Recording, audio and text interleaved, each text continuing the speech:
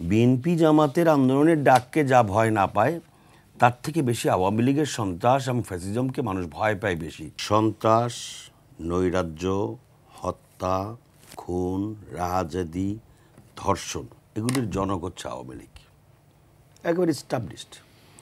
আওয়ামী লীগ যতবার ক্ষমতা ছিল তার ক্ষমতার সময়টা যদি আপনি বিশ্লেষণ করেন, শুধু যে নামকাওয়াস্তে ফ্যাসিবাদ তা না, একেবারে বাস্তবিক অর্থেই ফ্যাসিবাদী আচরণ যাকে বলে, এটা আওয়ামী লীগ ক্ষমতায় থাকলেও কি বিরোধী দল থাকলেও কি।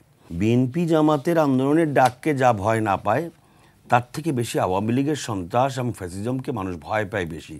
ভয় পাওয়ার কারণে ঘর থেকে বের হয় নাই, এই সত্য কথাটা আমাদের স্বীকার করতে অসুবিধা কি। কিন্তু আওয়ামী লীগের যে কী করার আছে, কতগুলো শক্তি আছে, এটাও আমরা বুঝি। কিন্তু সাধারণ মানুষ কেন এই ঝুঁকি নেবে, এই দায় নেবে? সাধারণ মানুষ, আমার গাড়ি নিয়ে আমি কেন বেরোবো? আমার গাড়ির উপর একটা ককটেল নিক্ষেপ করলে। কিন্তু আমরা দেখেছি যে সরকারের পক্ষ থেকে তো অনেক নিরাপত্তা ব্যবস্থা গ্রহণ করা হয়েছে। আপনি বলছেন আওয়ামী লীগের কতটুকু কি করা আছে সেটা আপনারা বুঝেন।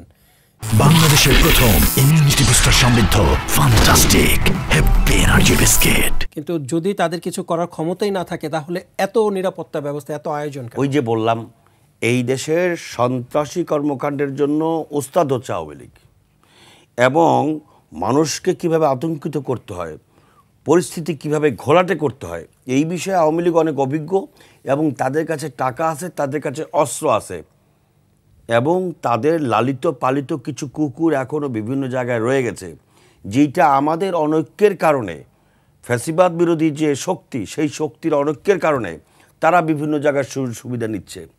এখন ধরেন বিভিন্ন এলাকায় গিয়ে এখন চেষ্টা করা হচ্ছে, এক একজন এক একদিন চেষ্টা করে যে এই আওয়ামী লীগের লোক আছে, আচ্ছা ঠিক আছে ওরে একটু আড়াল করে রাখি, ওর টাকা পয়সা আমার দরকার আছে। এই সমস্ত কারণে কিন্তু এই আওয়ামী লীগের নেতাকর্মীরা এখনও পর্যন্ত বিভিন্ন জায়গায় ঘাপটি মেরে আছে। ওইটার ফলাফল কিন্তু মাঝে মাঝে দেখা যায়। এবং আওয়ামী লীগ কর্মসূচি পালন করেছে, আর আওয়ামী লীগ একটা এত বড় রাজনৈতিক দল, তাদের কোনো অ্যাক্টিভিটিস থাকবে না, সেটা তো আওয়ামী লীগের জন্য বেমানান। আর আওয়ামী লীগের কাছে টাকা আছে, অস্ত্র আছে, সব কিছুই আছে। সো এটা একেবারে স্বাভাবিক একটা বিষয়।